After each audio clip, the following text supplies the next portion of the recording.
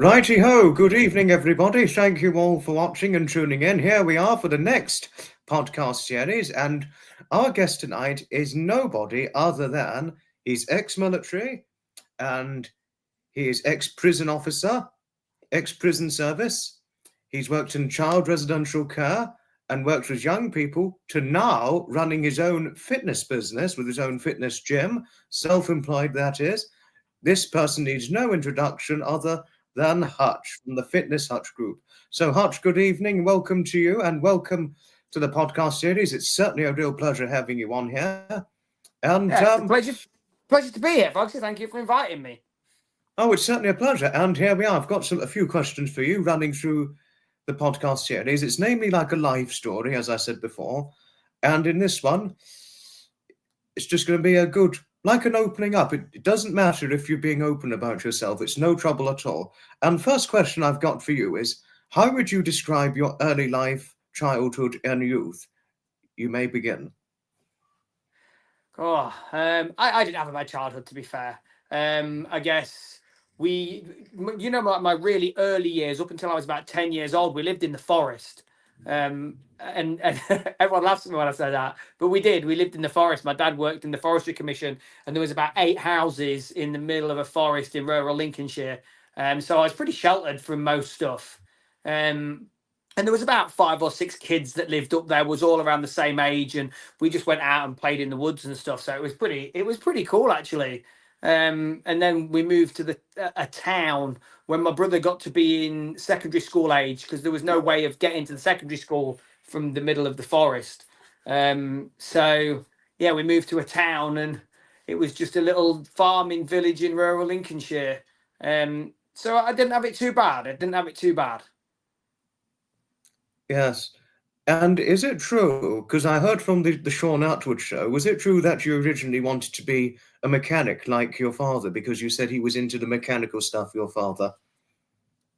So when I went to join the army, I wanted to join the Royal Electrical Mechanical Engineers. That was what I wanted to do, but I didn't get good enough grades at school. I needed a C in maths, and I got a D. So yeah, I didn't get in. But yeah, that's what I wanted to do in the army, was be a mechanic. I don't really know why. I guess because I'd grown up. When I was growing up, my dad was always tinkering with cars, and back then it's not like it is now. Like cars, a car, you could strip the engine down and rebuild it on your driveway. Do you know what I mean? It wasn't like cars nowadays where everything's encased in. And my dad used to spend hours and hours just sat doing cars, taking the engines out, cleaning stuff down, and I kind of loved that. So I think that's what kind of pushed me to want to go in and do the mechanic stuff. Very interesting. But since you mentioned the army, we are not now, but in a fair few moments, we're going to get to the army days and what motivated you into it, but not just yet. But may I ask, what was your education like, despite having lived in the forest prior to moving to the farming village in rural Lincolnshire? How would you describe your education? This is going back to the 1980s, 1990s. No. 1990s, thank you. So I guess those that will remember, like, I think education, I don't think it's changed that much, to be fair. I didn't do horrendous in secondary school, but I didn't pass the 11 plus, so I didn't get to go to a grammar school. My brother went to the grammar school. He was the academic one. I was never really very academic. I got through school, and I think I got 8 GCSEs. I didn't do too bad. I was pretty good, I was good at like drama and things like that, where you could, there was a lot of talking. Sociology, where you're talking about people and society. I was really good at that kind of stuff. But when it come to like maths and geography and history, I wasn't very good at all. But I did get through my GCSEs, but I didn't have a clue what I wanted to do. Like, I left school after my GCSEs, and I didn't really know what I was going to do from there. Oh, okay, not to worry. But if anything, now to get to the next big question, what motivated you in joining the British Army? Okay, so I've told this story before, I think, but so when I left school, I had to get a job. Like my parents said, you can't just do nothing, and they got me a job with my cousin, who was a window fitter. Well, he was a joiner, a carpenter by trade. And I got a job with him.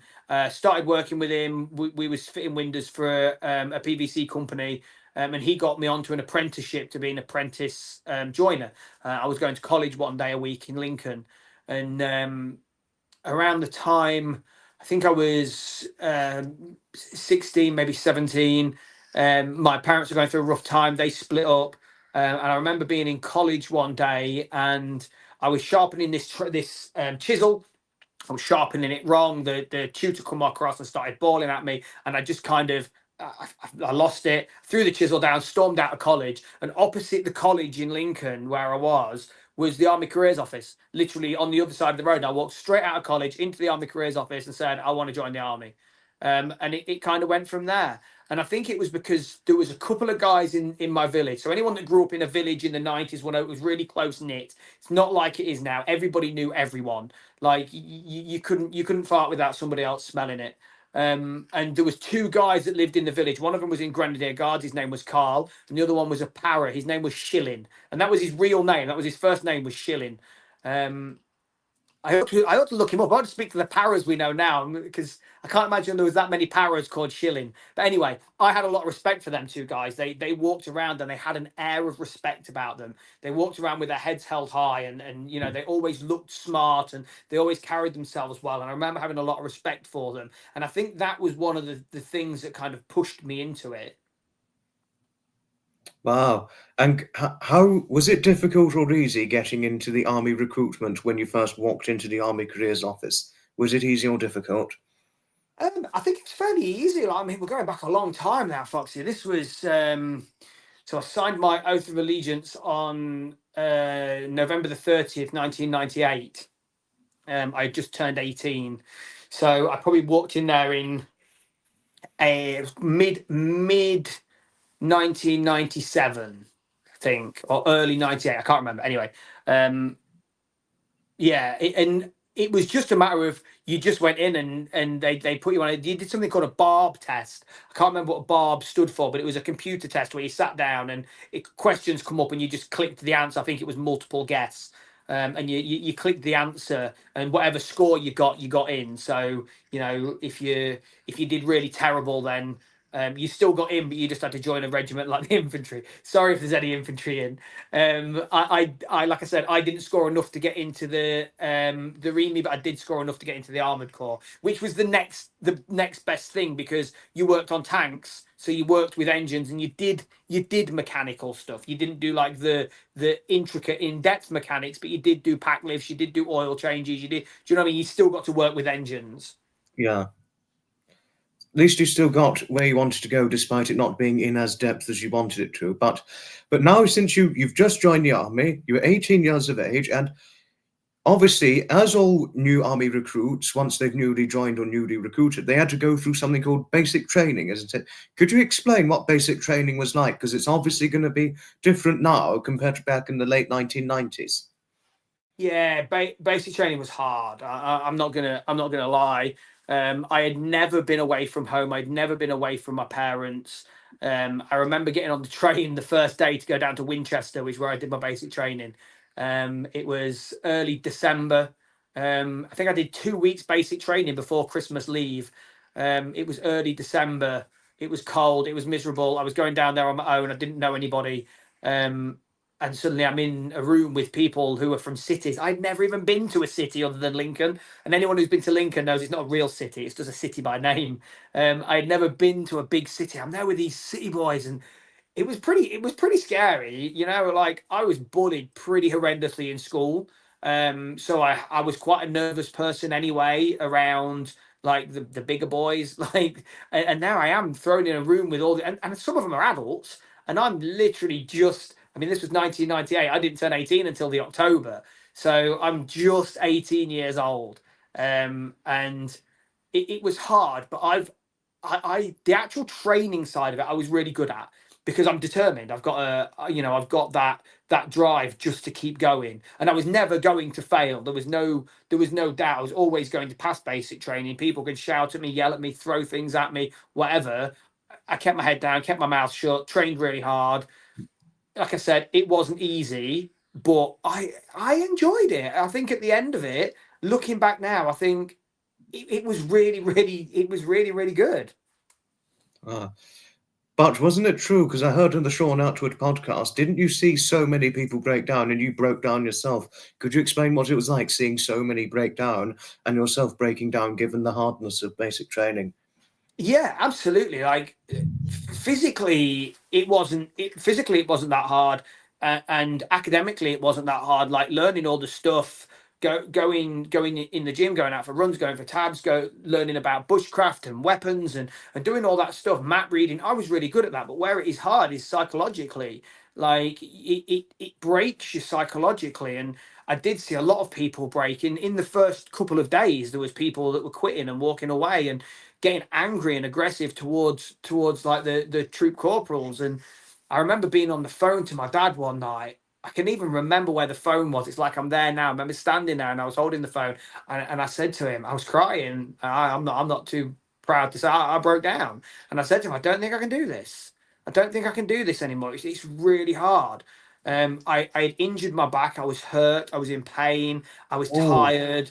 And he said, "It's okay if you can't. It's okay if you can't. You can come home." And just he said that, I was like, "Well, I'm not coming home. I'm not coming home." Just 1 second, Dexter. Dexter, be quiet. Sorry, Foxy. Yeah, I was like, I'm not coming home. I'm doing it now. But there was times when you was up high. There was times when you was elated when you did your fitness test and you passed it, or you went in the gas chamber for the first time, or something. You've got that camaraderie. But then there was times when you was absolutely rock bottom and broken and didn't know whether you was going to make it. I can imagine. I mean, your back hurts. And what would you say was the hardest physical part of basic training? Do you know what I found the hardest physically was like doing marching, like drill. I found drill really hard, and I think that's where I hurt my back the first Oh, time was on the drill square, because they get you. You've got to stamp your feet in, like when you come to a hole, and they're saying stamp it in, dig it in, and you're stamping on hard ground all the time. And I think it just took its toll. And you're doing that, and then you're going out for speed marches with all your weight. I can't remember what the weight was. I think it was about 25 kilos in your Bergen, and then you're carrying a rifle which was 9 kilos. And like I was a puny little thing. Like I know I've got muscle and stuff now, but back then, like I wish I could find a photo. I was 8 stone wet. Do you know what I mean? I was a puny little thing when I was 17 years old. 8 stone, I was really? I was I only just got in. There was a weight requirement, and I Oh, yes, only that's true. just I only just scraped through the weight requirement. Wow. At 5 foot 5 and what 8 stone was it? 8 stone 1 or 8 stone 2 or just over the I 8 stone I kind? I couldn't tell. It might not have even been 8 stone. I know that I was small. I was puny. I didn't have a bit of muscle on me. No. I was very petite at one point, as you know, because at my height I was 9 stone 4 prior to my 20th birthday. But since Yeah, turning yeah. 20, I've gone up to the 11 stone. But gosh, I mean, being that petite and being forced into that physical marching and that training, that's going to do a lot of harm on a skinny person, won't it? Yeah, yeah, it was hard, but then I benefited because on the running side of it, I was good, I was quick, I was fit. I'd always been fit, and I don't even know why, because I'd never really been back then. I was never really into fitness. I was just physically fit. I had a good cardiovascular system. It's like the Wow. opposite of what I am now. But what I can say, Hutch, I mean, obviously, basic training obviously is extremely hard, especially back in the 90s, but I've heard it's different now compared to nowadays. But gosh, I mean, did it involve a lot of shouting, basic training? And there's another point I wanted to share later on after whether or not there's a lot of shouting in basic training when you experienced it at the time. Yeah, it was pretty horrendous, and I don't think it would pass now. People would call it bullying now. We call it character building. There was a lot of shouting, a lot of screaming, a lot of throwing things about, Oh, a lot of trashing of lockers. I remember someone having shaving gel was quite a new thing in the 90s. They had like shaving foam, but when shaving gel come out, Gillette brought out these shave gels, and when you used them, once you stop using them, anyone who uses them will know this. When you stop using them, put the lid back on, they still come out a little bit. So then they've got like you get it all in the lid. Well, if you had a room inspection and you had got any kind of like excess foam in the lid, they would take it out and fill your mouth with it. Just squirt it all in your mouth. I've seen that on more than one occasion. Wow. So yeah, but it got you working harder. And I'm not an advocate. I hate bullies. Like I said, I was bullied at school, and there was a lot of bullying. I saw a lot of bullying in the army and in the prison service. I hate bullies, but I think also there's got to be that element of seeing who you can break, because like if you're going into a war situation, you don't want someone that's just going to break at the first sign of adversity. You need people who can put up with that. So there's that real fine line between what is bullying and what is maybe legal to actually you need to know if these people are going to be strong enough to actually go to war, because but people talk about basic training. You join in the army, you've been in it. What a lot of people never think about is you have to go to war. You have to go to places where you might die. And that's not extreme. That's real life. And you can't be It's sending reality. people out there who can't handle being shouted at. No. Well, one thing I needed to put, Hutch, before sharing a point with you, Ham Shackleton said he can relate to your point regarding basic training. When he joined the Royal Navy, his kit bag was heavier than him when he newly joined. Mine probably was as well, to be fair. And Sapper has just said bullies are not nice people. Sapper, you're too right there. Too right.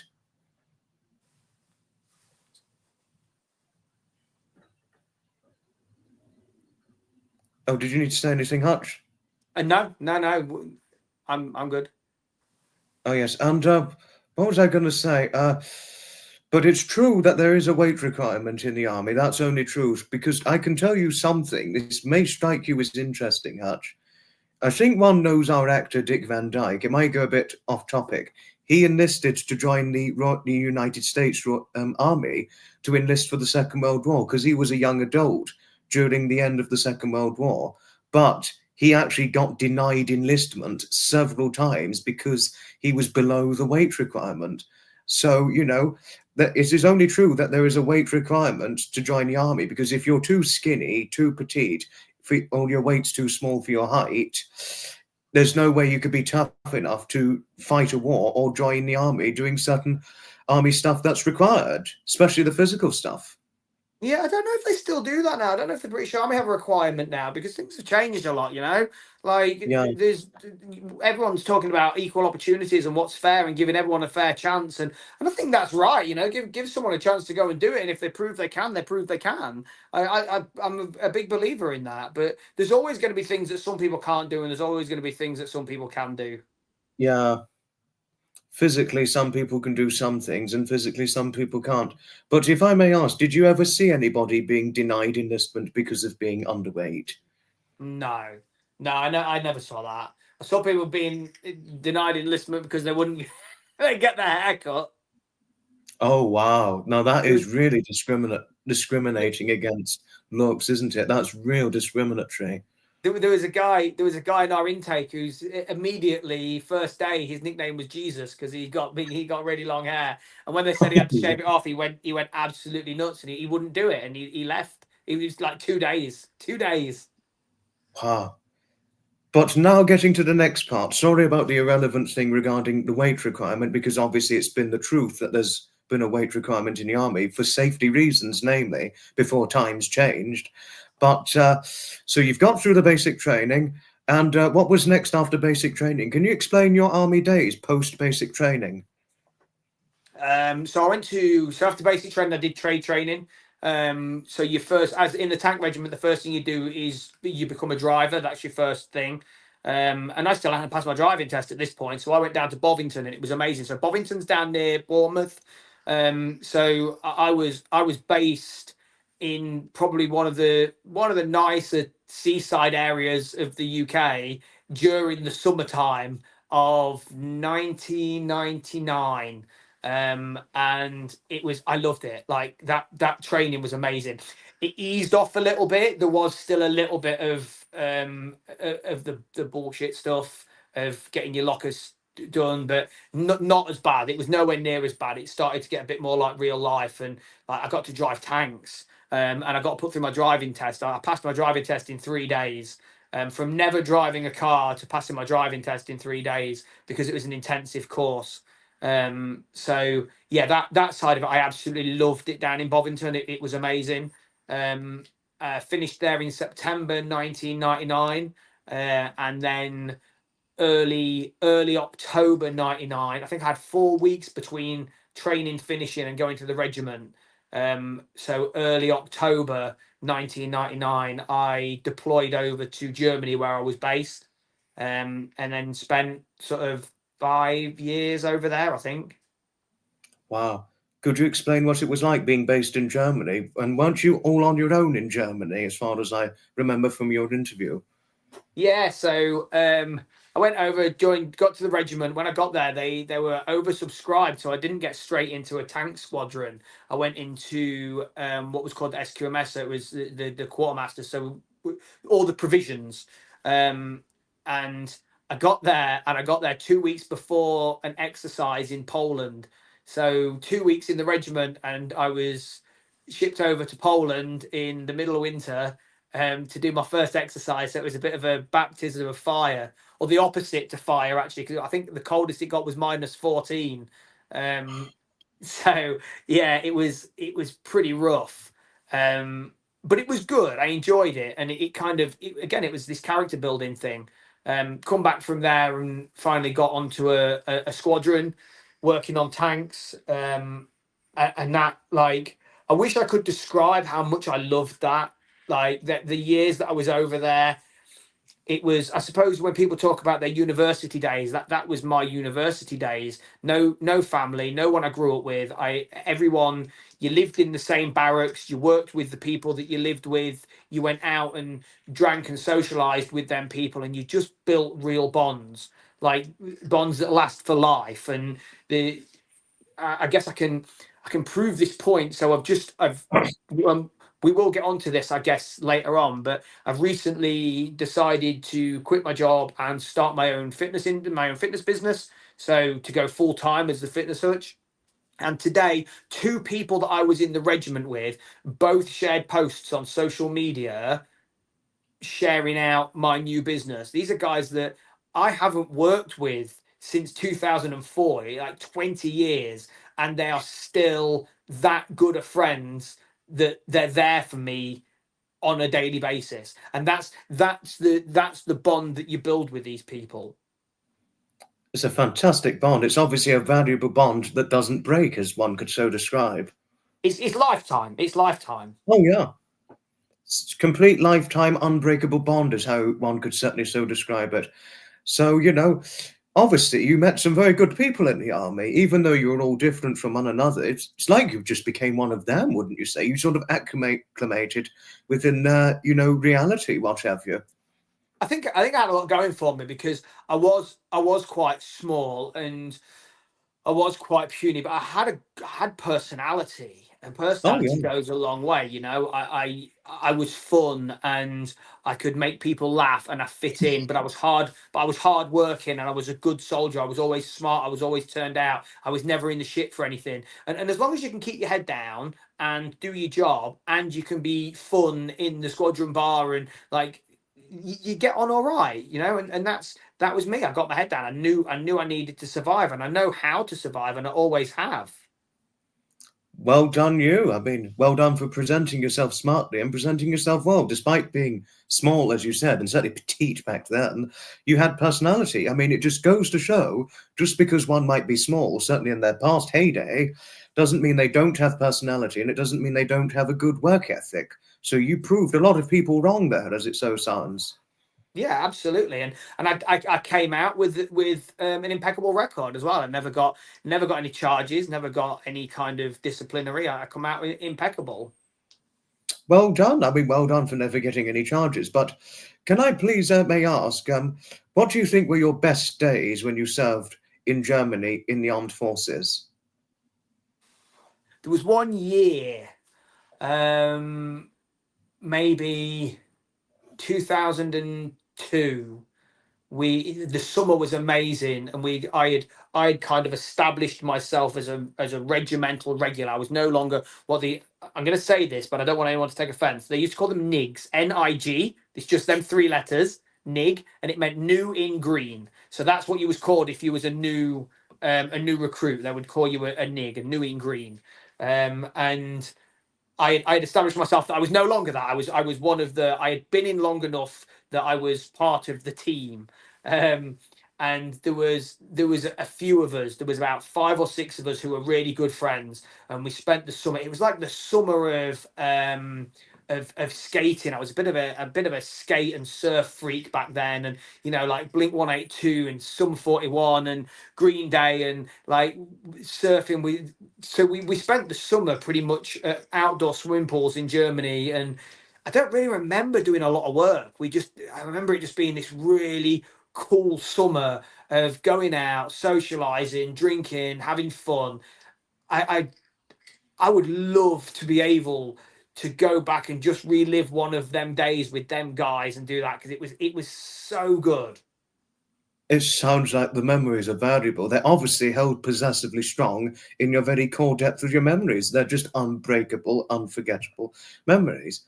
The whole time in Osnabrück was where I was based. The whole time in Osnabrück was, we was going down the tank park. I loved tanks. You would go down the tank park in the day. You would be working on tanks, and I actually qualified then to be a gunner and then a gunner mechanic. And I was actually I officially at one point I was the best tank gunner in the entire British Army.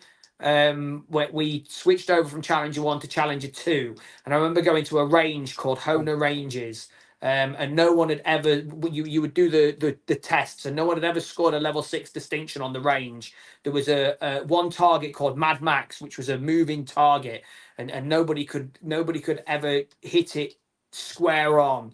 And Challenger 2 was a whole new gunnery system. And my first time on that range, I hit that target through the middle, scored a level 6 distinction. So yeah, I was officially the best tank gunner in the British Army at the time. It was pretty sweet, to be fair. That's my claim to fame. I'm very impressed for you. I'm really certainly very impressed. What an impressive turnout. And there's a question I wanted somebody asked. Did you have a nickname in the army, Hutch? Yeah, I did. Yeah, everyone called me Titch, Titch, Titch, because I was so small. Oh wow! That was it. And so, do you know what some of them still do? Some people still call me Titch. Wow!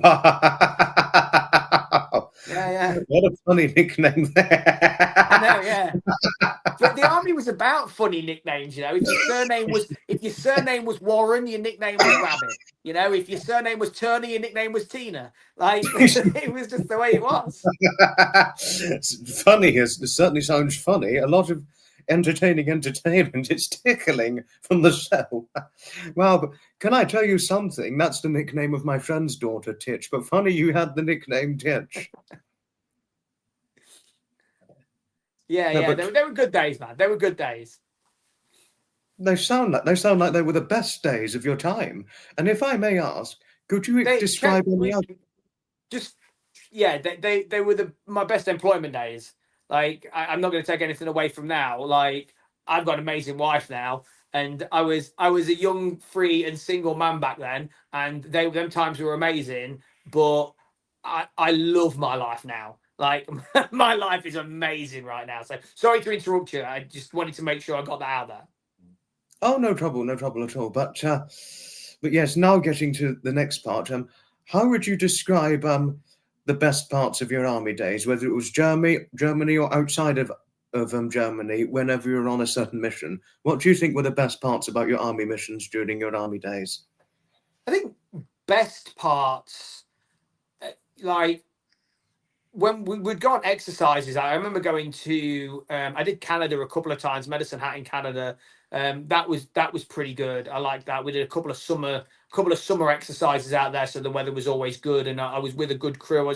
We got an extra troop, so we was on 4th Troop. It was a new troop and it had been built specifically. So with me being such a good gunner, we had a really good captain, a really good commander. My driver was really good. So we just had a really good group of people, and I think they as a soldier rather than socially, I think them exercises. So this was building up to going to Bosnia. And we did like a training year where we did Poland, we did Hona Ranges, we did 2 Medicine Hats, so like two times in Canada. We was barely in Germany at all. We was all over the world for the whole year, building up to 2001. I think it was April 2001 that when I deployed to Bosnia for a 6-month peacekeeping tour. That was pretty good. How would you describe your days in Bosnia? Because I remember you were talking to Bosnia, and didn't you have to search one's house in Bosnia because of AK-47's warrant, didn't you? Yeah, so one of our main tasks out there was weapons, like getting all the weapons that had been, because by 2001 the war was pretty much over. You know, it wasn't a war zone; it was a peacekeeping tour. It was still pretty scary at times. There was still estimated at 1 million landmines in Bosnia that were unfound. And we had to go around people's houses and search them for weapons and bring the weapons back to be destroyed. And then the plan was, again, I can't remember the politics behind it, but there was something to do with their weapons depots of the country. They had got like 8 or 9 different weapons depots, and they had to centralize them all, and they were refusing to do so. And that was pretty, yeah, I suppose that was probably the closest I come to real combat. So it wasn't horrendous over there, but it wasn't a walk in the park either.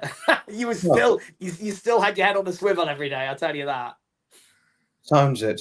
And Maureen had something to say, Hutch. Anyone who has been in the army has every reason to feel proud of themselves. Where the hell would society be without you? What's your take on Maureen's point here? I'll take that, Maureen. Thank you very much. But I think a lot of us, there's a lot of us that just we don't see it like that. We don't see it like that. I just did it. I was a kid when I joined up. I didn't know what I was going into, and I got in and I did it, and I come out, and that was it. You know, I'm proud of it. I'm not proud. I'm proud of my time in the army, and I would never change my time in the army.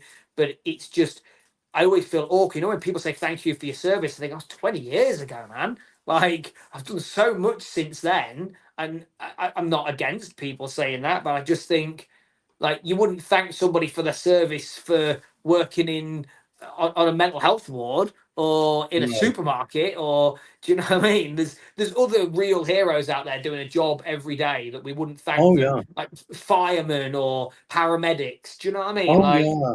They're true it is what it heroes. is. They are true heroes, but there's just a lack of respect for them, which is the real issue. They are the true heroes, to reference your point. Yeah. I mean, one true hero example, Hutch, is Trevor Colt MC. He's a real hero. Trevor who? I don't know if I've ever heard of him. Who's that? Trevor Colt MC. I'm joking with you, Foxy. Good one. You got me there. He's a true hero. A real hero, man. Like, Oh, he really yeah, is. absolutely. I think it's been well documented what most of us think of him. I had a conversation with him earlier this week. Actually, we had a phone call earlier in the week, and yeah, he's just. There's a lot of guys like him who are true British heroes, and, Oh, and, yeah. and people talk about everyone who's been in the army as a hero. I don't always see it like that. There's people who are real heroes, and in my eyes, Trevor's one of them. Oh, he's certainly a hero in my eyes, too. For all that he did at the cost of PTSD, all he went through and all that he served for, he's a true hero without a shadow of a doubt. And to come out and still be such a nice guy. Yes, and come out be such a nice guy like Trevor. Yeah, and you. exactly. Well, And also, I did want to ask, it was before, this is getting a little, sorry if it gets a bit nosy, but is this still during your army days? I mean, at which point in your army did you meet your first wife who was German? um,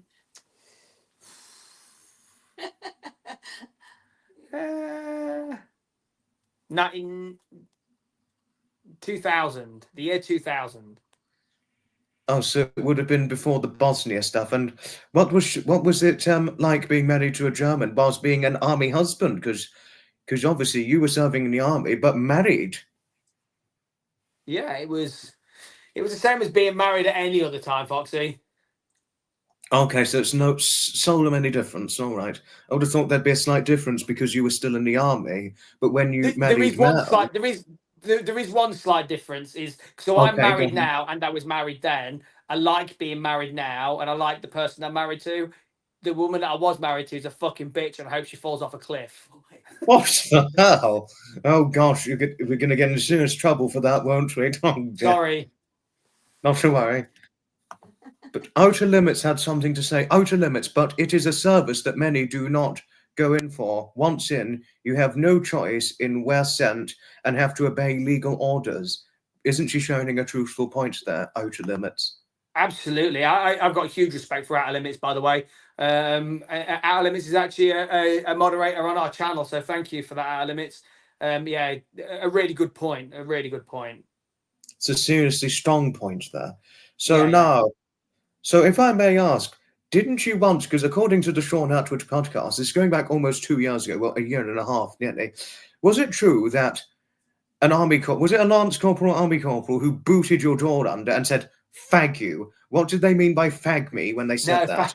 Yeah, so that did happen. That did happen. And it was just so that means give me a cigarette. Like they just want they would just come in. Well, I was fairly new and it was just one of them things.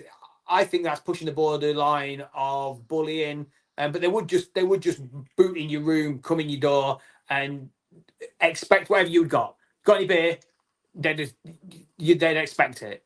And that was the way it was for new lads. And if you gave them what they wanted, then you was all right with them. If you didn't, then they would give you hell. Wasn't it true that you'd get filled in if you didn't obey to what they asked you? There was times, yeah, I've seen that, and I think I don't know if I talked about this on the Sean Atwood podcast. There was a time when a guy come in my room and I didn't smoke at the time, and I couldn't give him a cigarette or a fag. I don't know if we're allowed to say that word. And you got beaten with a paste stick under the covers, didn't you? A paste stick, yeah. He had a paste stick from drill, and he gave me a bit of a clubbing with it because I couldn't give him what he wanted. And post beating, did you have to go to hospital to be checked over for that? No. It was a superficial thing. It was a superficial thing. It wasn't like round the head or anything. It was covers, and you just got a bit of a smack. It wasn't nice. It wasn't pleasant, but it wasn't life threatening. Oh, thank God for that.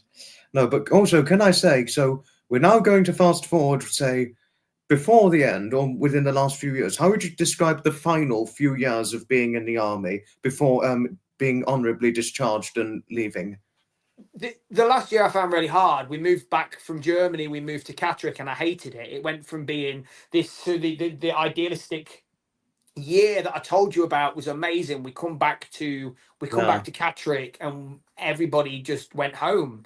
Like there was people that could go home in the evenings. They didn't even stay on camp anymore because they lived close. Like all the lads that lived like within an hour and a half away, they no longer become. They were no longer part of the team. It was like a Monday to Friday 9 to 5, and the camp would be dead on the weekends. And the nightlife in the UK was completely different to what it was in Germany. So you lost all that.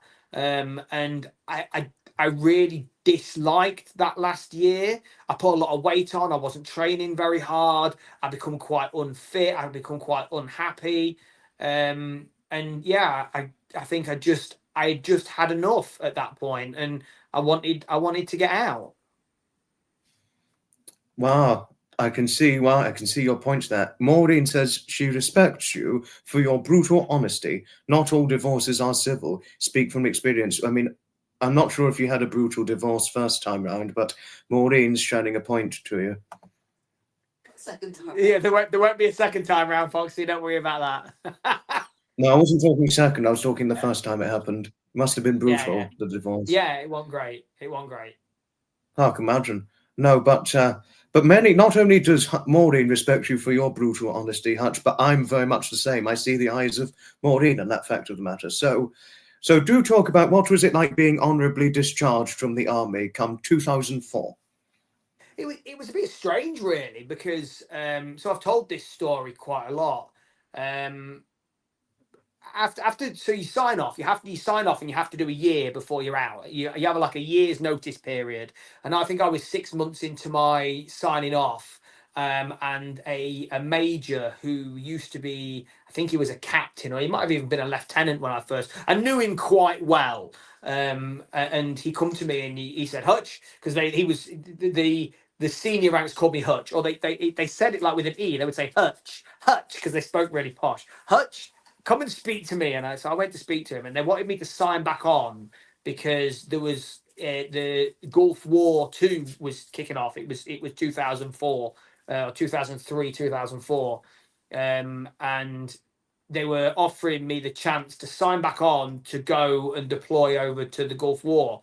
And it was a 6 month deployment over there. But to do that, I would have to sign back on, do my 6 months, and then sign off again after the 6 months. So then I would have had to have done another year, which would have meant I would have done another 18 months on top of what I'd already done. So I had already done sort of 6 years at this point. So that would have put me at 7.5, nearly 8 years. And at that point, you start thinking, well, I haven't got long till my half pension, till 12 years. So I was kind of, and it was weird because I was torn. Like, I genuinely wanted to go. I think it was something we had trained for. All my friends were going, people that I got a lot of time and respect for were going, but I just couldn't do another 18 months. So I didn't. I left. And I left in not a great condition, if I'm honest. I was legally I was homeless. I had no job. I was borderline alcoholic. I was massively overweight. Yeah. What I weight were you? was. By this time, I was probably 2 stone overweight, and everything that I owned, I could fit into the back of a Rover 214, which then broke down on the way home. So, Oh, yeah. and I was overdrawn in my bank. So I didn't Oh, leave. I didn't leave in a great state, if I'm yeah. honest. Sounded like you left in shit state. Yeah, in rag order, as the army would say. I was in a shit state. Ham Shackleton had something to say. He said for years, if another country wanting to invade the United Kingdom, they should wait until midday Saturday, then they could just walk in. Yeah, they could have done. To be fair, by probably 11 o'clock Friday night, most weekends they could have just walked in. Oh wow. Hello, Maria. Don't worry. It's going to be watchable on replay. Please, any latecomers who've came in here, don't you worry. This will be watchable on the replay. Do be assured. And so now, where did you go post army? Which, say, career-wise, did you seek for afterwards once you left the army, Hutch? So when I left the army, I pretty much moved straight in with Mel. We had met in my last year of the army. I had nowhere to go, so I was staying at hers, and I was staying between her house and sofa surfing with family. And obviously, it's well documented that Mel, my wife, is a mental health nurse, so she was working in Yeah, the mental health industry at the time. And I started still is off now. working for an agency as like a security worker within mental health services. So going to secure wards, and if there was patients that were particularly troublesome, then the job would be to be 1-to-1 or sometimes 2-to-1 with them in case they went into crisis, and then you would be kind of dealing with that, restraining them or whatever. Therapeutic crisis intervention. So I did that for a bit when I first come out, just to get some money. And then I civil engineered for a year. My dad was working as a civil engineer by this point, for a company that did road works. So I did that for a year when I come out as well. And then I joined the prison service after that. We're going to get to the prison service later on, even though we merely skipped ahead. But not to worry, no trouble at all. But could you explain what it was like working as a security guard for the mental health services? Could you explain what it was like, and how long did you do it for? So I didn't do it for long. I think I did it for about 3 months. And do you know what? It was different. It was very different. I'd never really been involved with anything like that before, working with mental health or hospital work, or even really anywhere where I had to restrain somebody. You know, you didn't do physical restraint necessarily in the army. We had a few fights and stuff, but you didn't really physically restrain. So it was a bit different. And I think by this time in the UK, we had started to go to more of a bit of a the left wing agenda. The wokeness started at this sort of time. So working within NHS services, you had to be very different to what you was in the army. Without a I could doubt, you imagine. had to be different. I could imagine. So there'll be obviously not like the army where there's just shouting and borderline physical bullying, what have you. You'd have to be what I imagine it must have been patient and calm in the NHS. Yeah, absolutely. And I think going from one extreme to another. So where I'm at now, this is 20 years ago, Foxy. So Well, from where yes, I yeah. am, from where I was then to where I am now, all these little things that I was doing that were so different, I think served me well. So I went from having to have a lot of discipline and working in the army and having to do as I was told, very, very disciplined and very authoritarian, to working in an industry where it's quite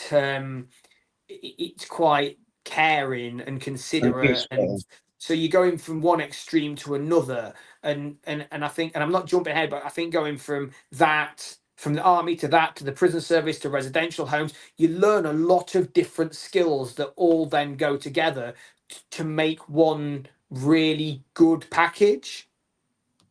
Wow. It seems you've explained it very deeply and very explicitly. Hi, Lindy. Lindy's come in, Hey and Linda, how you doing?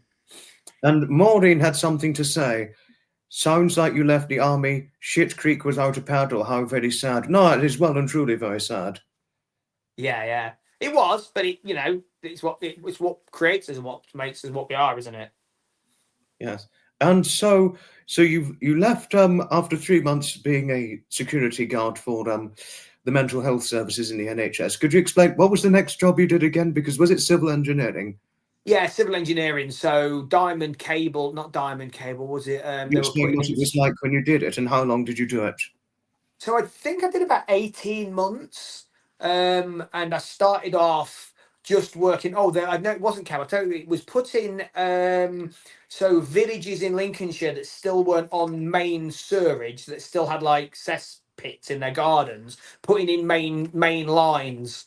So kind of digging in the road and putting the pots and stuff in was my first job. I did that for a few months within that organisation, and then I went on to have my own vehicle, and I was servicing because I got a bit of an engineering background from being in the army. I went on to working and servicing water treatment plants, and I did that. I think I did that. I think I did that when I joined that prison service in 2007. So I did that for about 2 years. Yes. And now that's all done, the civil engineering stuff. Now here comes to the big part, the biggest part of the podcast. But I'm going to ask you, Hutch, because this is going to be the biggest part here. Could you please explain your early days of joining the prison service? This is getting to the biggest part. No, we could be here all night, Foxy, if I'm honest. Wow. So I remember applying and getting accepted, the application accepted, and I remember saying to Mel, like, I don't know if I want to do this. I don't know if I want to go in there with all them criminals. Like, I'm still only a young lad at this point. Still only in my early 20s. Do you know what I mean? Like, but she said, just give it a go and see if you get in for a start. You got to go through all the training. And I went, and you do the training's pretty hard. It was harder to get in the prison service than it was to get in the army. And I passed everything except for one thing, which was again maths. Maths has always been my downfall. I failed the maths test to get in. But because I scored so highly on everything else, they had me back to redo it, and the second time I passed it. So I was quite lucky, really, because they don't normally invite people back. Um, and then once you do that, once you get through all them tests, then you have to go and do, like, I think it was a 6-week training package before you even go and work in a prison. I mean, speaking of the training package, did that involve restraint training and control and restraint training? Oh yeah, absolutely. I love that. I love that. I still love that today. Like control and restraint was. I was good at it and I enjoyed it, and it's what kept you safe. Like I loved that. But if I can avoid actually putting it into practice, I will do. I would teach control and restraint all day every day, but if I could avoid having to get into a fight, then I would do. But it was invaluable. It was invaluable. It saved my life entire times. As it sounds, and especially when you've spoken about it with Sean Atwood. So, could you please tell me how long you had to do control and restraint training for? Because that's going to be an intense training before going into the prison service. So you did it weekly so it was like being at school, like you had double science and Yeah. different days, and so it would build up. So you'd probably have one day you might have control and restraint in the morning, and then again in the afternoon, and it builds up, and then at the end you have to do a test where there's prison officers are there that they play prisoners. So you go into a cell like they're a prisoner and they're fighting you. It's like real. And so you have to go through that, and then you do a yearly refresher. So every year you have to redo your test to make sure that you're still up to grade. And if they change things, they changed certain things. So they used to use a pain compliance called the mandibular angle. It was called no, sorry, the interorbital, which was a nose bar up and lifting back, and they got rid of that because a couple of people had died from it. So then they went to the mandibular angle, which was a thumb underneath the jaw and lifting up. So things changed. So you had to keep up to date with what was what. Wow. So, I mean, you got through the restraint training. Didn't that last several weeks before going into actually the prison? Yeah, so I'd already been into the prison. I hadn't worked in there. I'd been in and walked around. And I remember the first time I went to walk around, it was there was no movement, so all the prisoners were in the on their Cells. wings. Well, they were on their wings, not necessarily in their cells. And I remember walking down the corridor with this gym screw, and I walked past the wing. It was E wing, and there was a couple of prisoners stood at the glass. And I looked at them. I thought, oh my god, I don't know if I'd want to go in there or not. And I remember going home and saying to Mal, it's scary in there. It's a scary place. Like, and I was in the prison service for 7 years, and I don't think there was one time that I walked through them gates and I wasn't scared. I can imagine. It's a frightening place, the prison service. So now you've got through your induction, you got through the physical control and restraint training. So could you now explain what it was like your first interview before getting selected for the job? Do explain what that was like. I remember getting interviewed by this Governor Lee. Her name was. She obviously didn't like me. I think it was because I fit in with a certain type. I was like an old school screw. I was ex-army. And like I said, things were beginning to change. They wanted the younger, more woke people coming through. They didn't want people that fit in with the old school. And I remember her saying, why do you want to come here? You've got the option to go to, and she listed there was other jails I could have gone to. One of them was a secure max. One of them was Whitemore, which is high security. One of them was Watton, which was a jail for, I don't know how to say this without getting into trouble. A jail for people that like children. Sorry, no, that was wrong. Is what? Sorry. Didn't she offer you to go to a jail that involved working with ladies? Yeah, so there was the jail where there was people that like wrong-uns, and then there was Morton Hall, which was a female establishment. Oh yeah. And then there was HMP Stockton, which is where I was. I didn't want to do any of them other three, so I was like, well, I want to come here. And she was like, well, it's a long drive for you. Do you think you're going to be all right? And it was almost like she was trying to talk me out of going there. Sounds it. But yeah, but that was where I wanted. That was where I wanted to be. Sounded like quite the tough lady, and she must have been frightening, I'd imagine. She was at that time, but then once I got in and understood that everyone hated her, like she'd become less scary once I knew who she was. She was a bit of a laughing stock. She was a bit of a joke. She wasn't even a very good governor. Sorry, Caroline Lee, if you're watching. No, hopefully she didn't watch it. So now you've got through your interview with Governor Lee. I'm not going to say the full name because we could both get bloody reported. Jeez. But now you got through your interview. So now you've gone into how long did it take before you found your first day working in HMP Stockton post-interview? I can't remember timeframes, if I'm honest, Foxy. It was, Oh, that's okay. No worries. you went through your training, you finished your training, you got your position, you got your role, and I got my role straight into the segregation unit, which is something that never happens. Like you don't join the they used to say the segregation unit's dead man's shoes. You only get in there when somebody gets dragged out, and I find myself posted in there. And it turns out that a couple of people had found out that I was ex-military. They liked me. And I remember my first day in there, and they were all big alpha male, old school screws, and I was a bit intimidated. Weren't they But all very tall, about 6.5 to 7 feet tall? Weren't they so that tall? there was two guys, and they were. I won't tell you what the nicknames were for the two of them because it's quite disrespectful to some people. But there were two big, tall guys. I think Dom was 6'3" and Paddy was probably 6'5", and they were both Wow. like 19 stone, Huge. muscle guy, yeah, huge guys. They had to have special office chairs made because they kept breaking them. Like Oh, wow. Paddy would sit in an office chair, put his arms on the armrest and lean back, and it'd just all snap. So Bloody hell.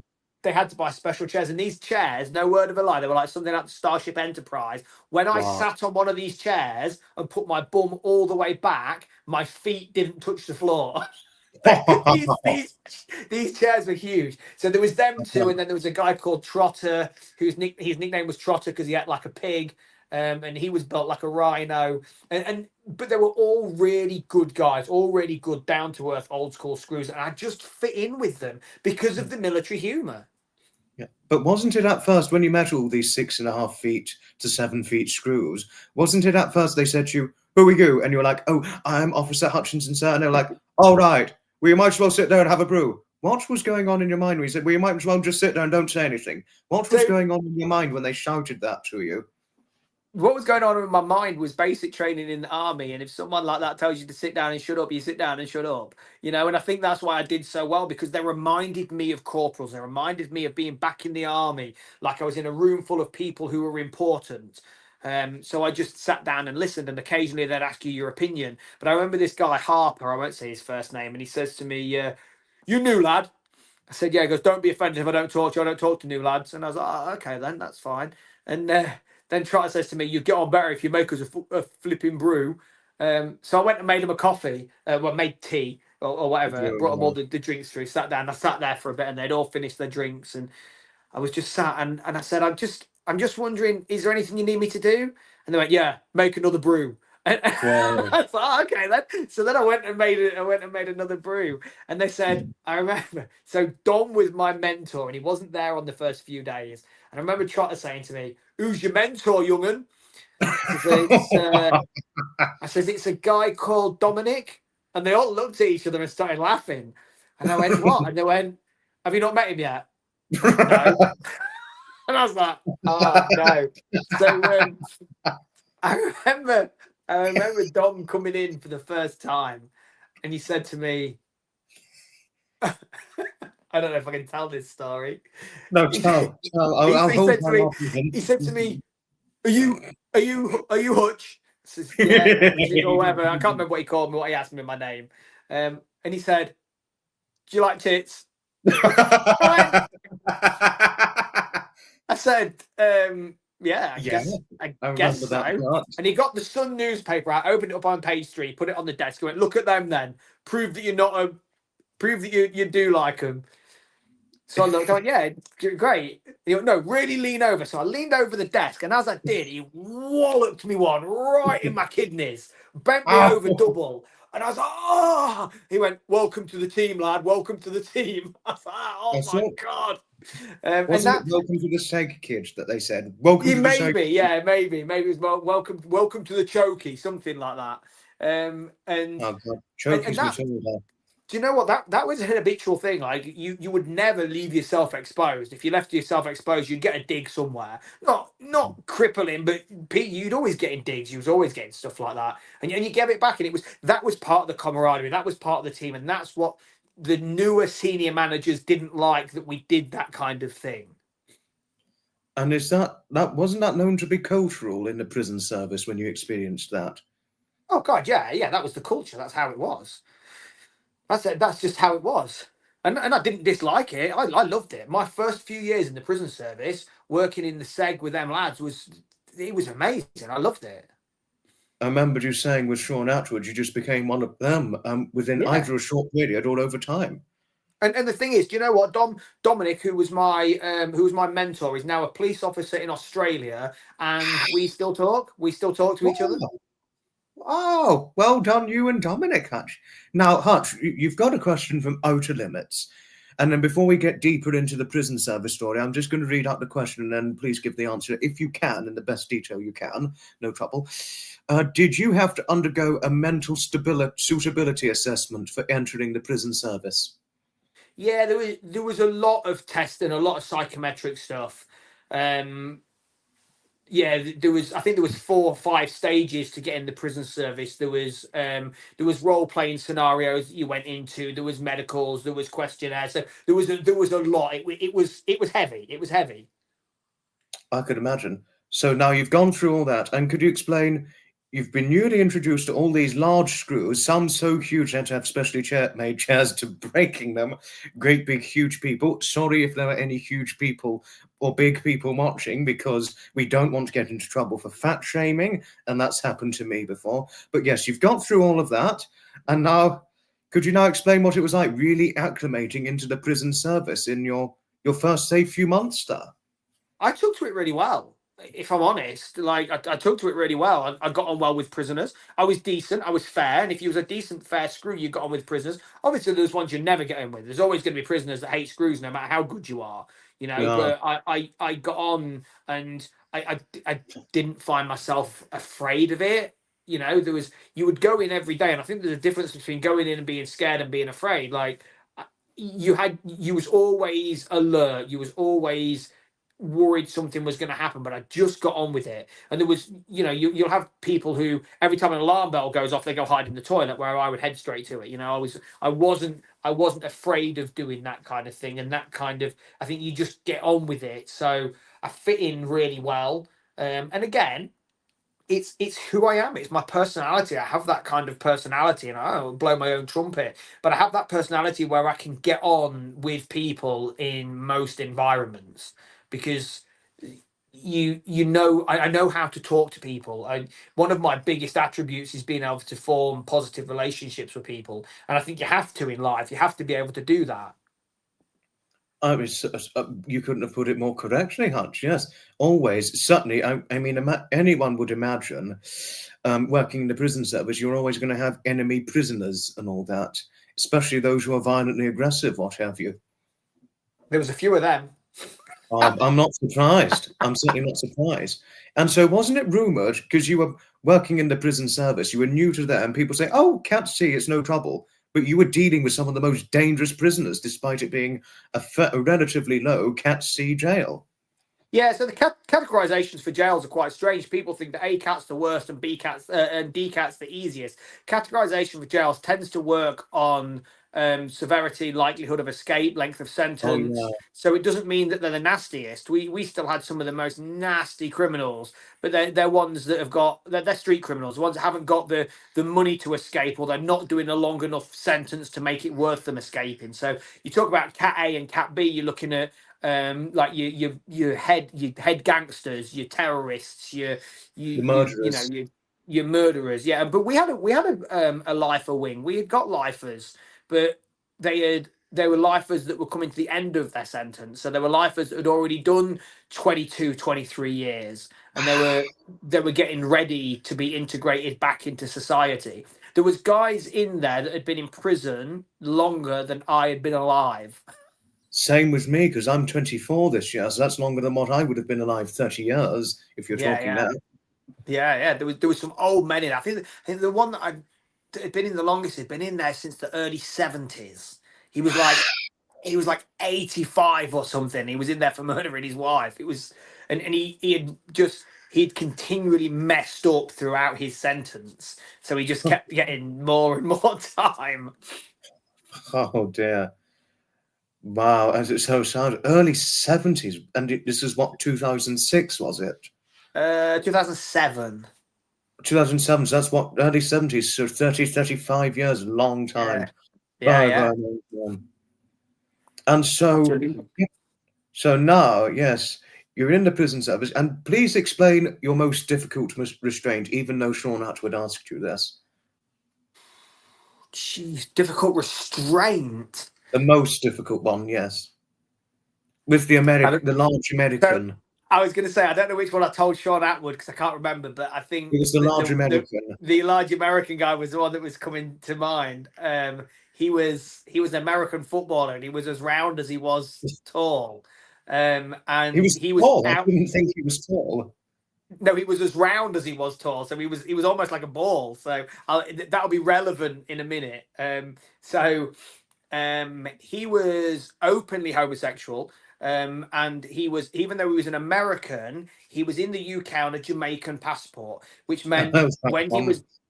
when he was getting released, he was getting released back to Jamaica. They would sit him on a truck, take him to the airport, and fly him over to Jamaica. However, I don't know if you know this, but you can't be homosexual in Jamaica. You get I executed. know that. Or you did heard you did at the time. I don't know if you still do. So there was people going on the flight with him that knew he was gay, and he Yeah. was going to get executed, so he didn't want to go, understandably. But he had to be released, so we had to try and get him on the van.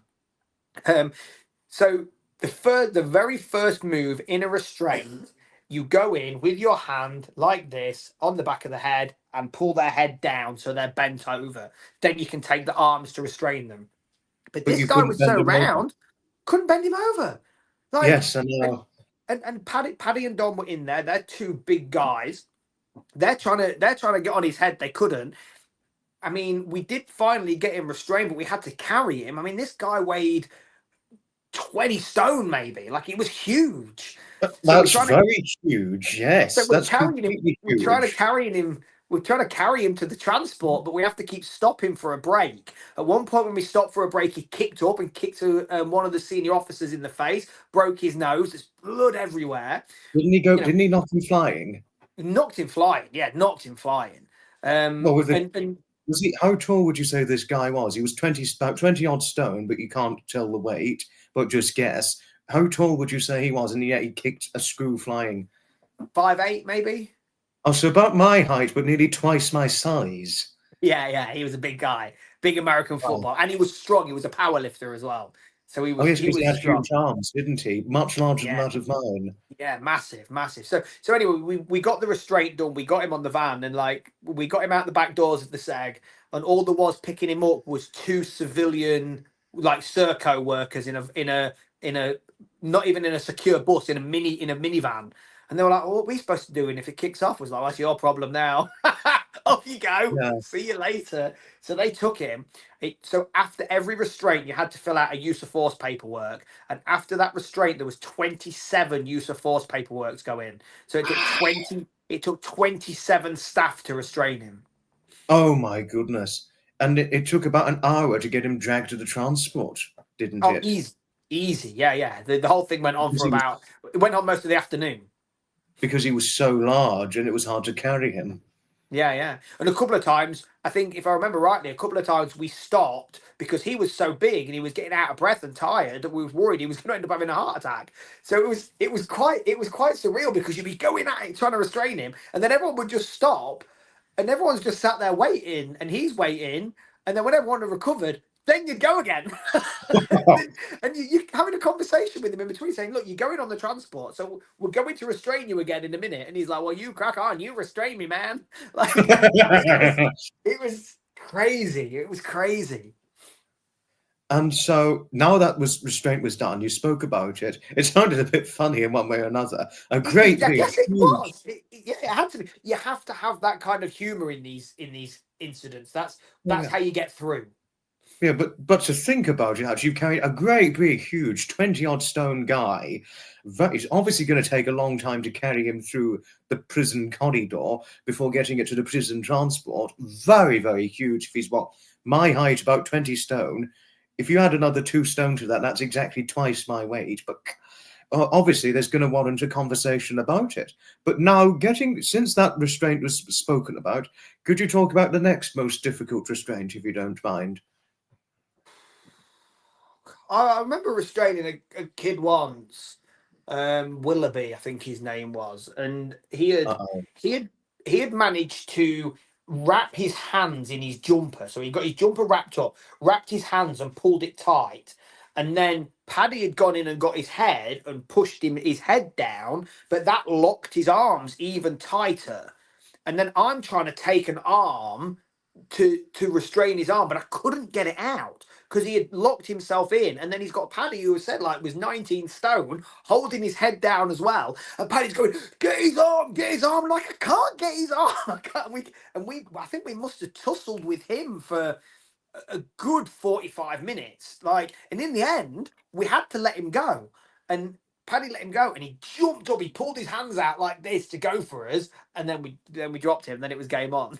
So Wow. actually having to let go of him is what got us to restrain him. Wow. That's another hard restraint. And wasn't there a difficult restraint? You weren't participating in it, but you were there for.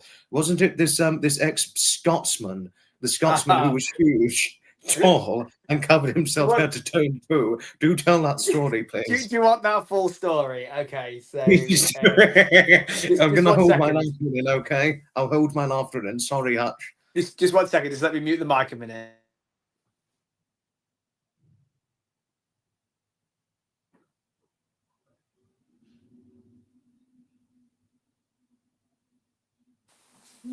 Okay, Sorry, please Fox. tell. I've only got about another 15 minutes. So Okay, not funny.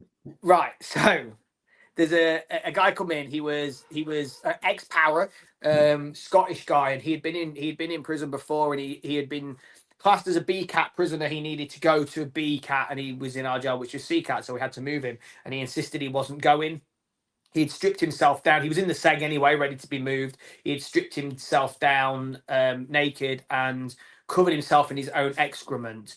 And this was quite late on in my service, and things had started to get a little bit like woke by this point. They didn't want us restraining people. They wanted us talking more. And I remember speaking to the duty governor, and she says, "Have you tried talking to him?" It was like, with all due respect, ma'am, we don't think he's going to talk. He's naked and he's covered in his own shit, basically. So right, Yeah.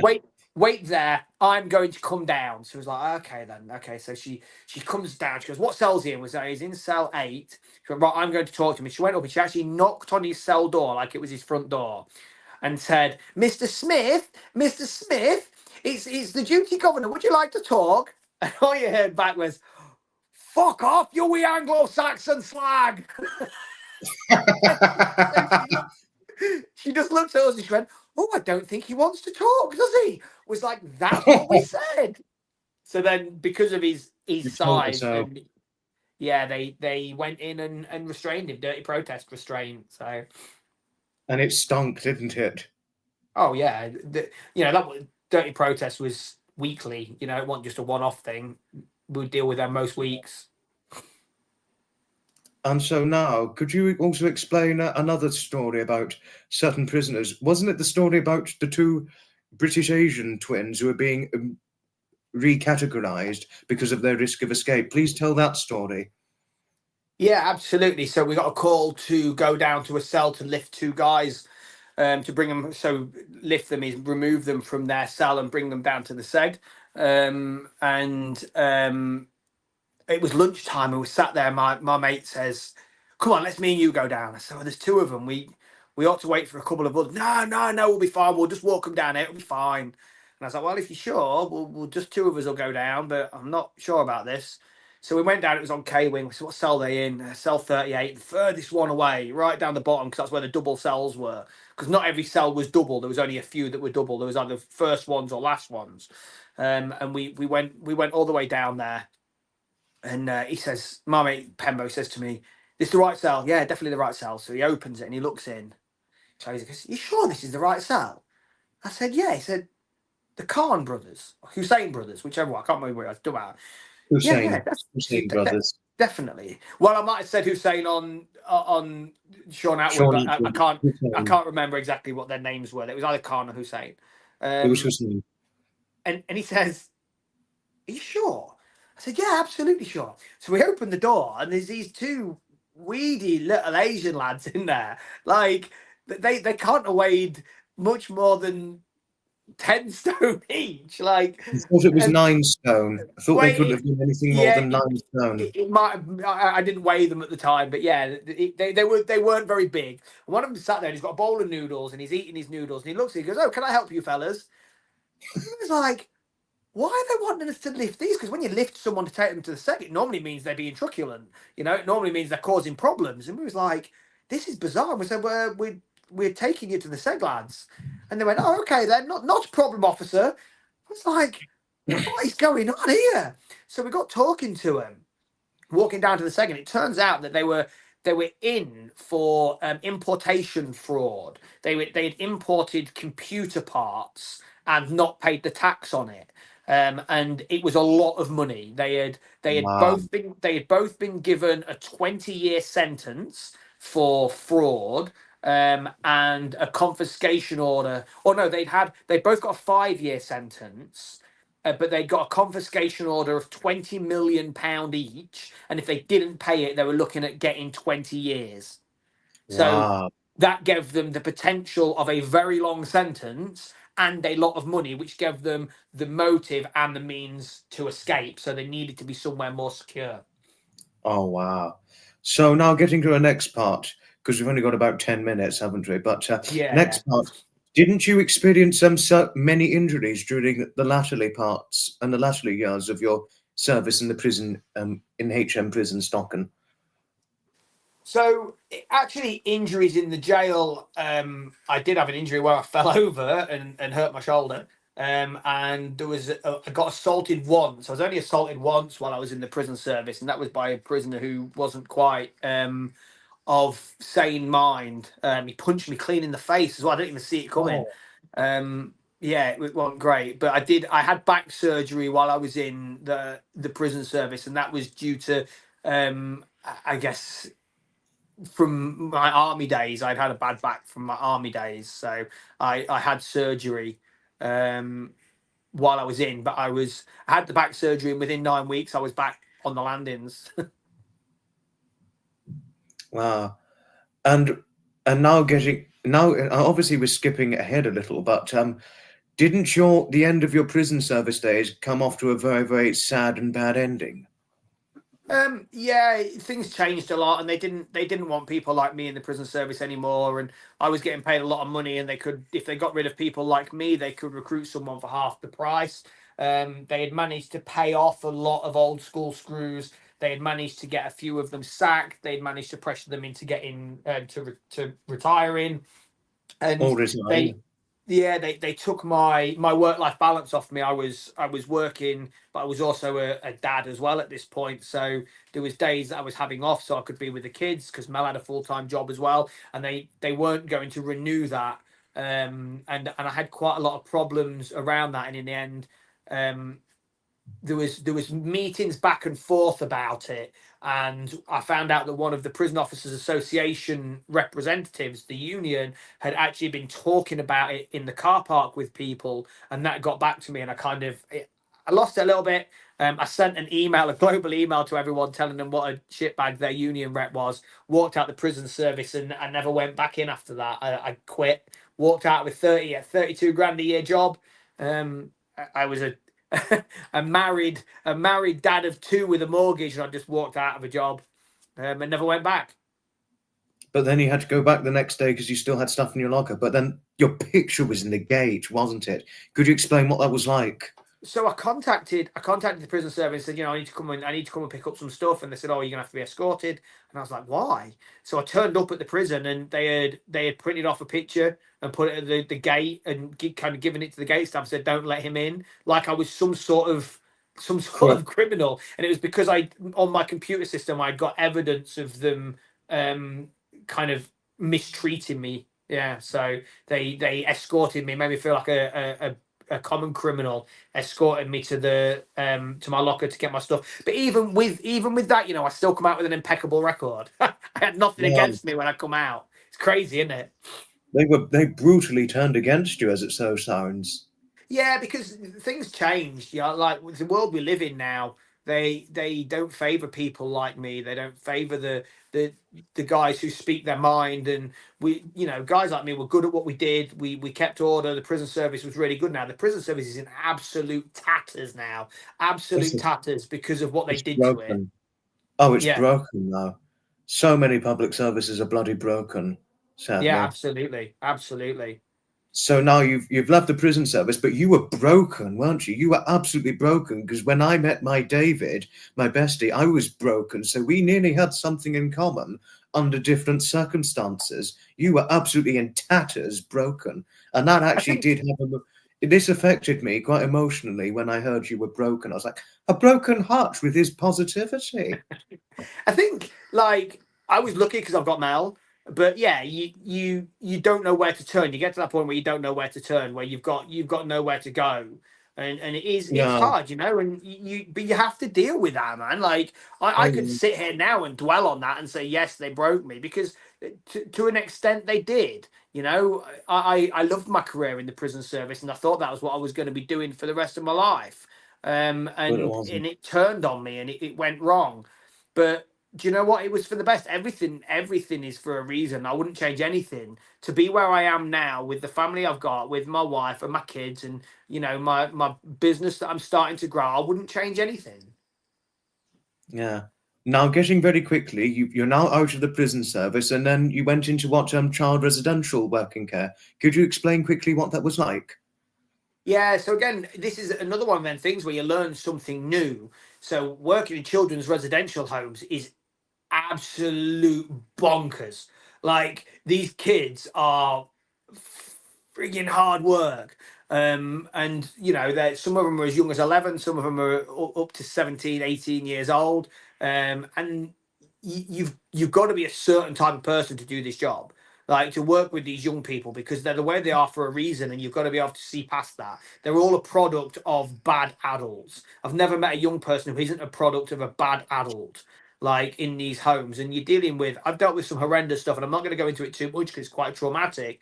But I've been there when kids have attempted suicide. I've been there when kids have been self-harming. I've been there when kids have been overdosing on drugs. These are kids. We had a 13-year-old girl come into us, and when she did a drug test, she tested positive for morphine at Wow, 13. Like that's young. these kids are the. I wish I had an hour to talk about this, but I haven't because my tea's about ready.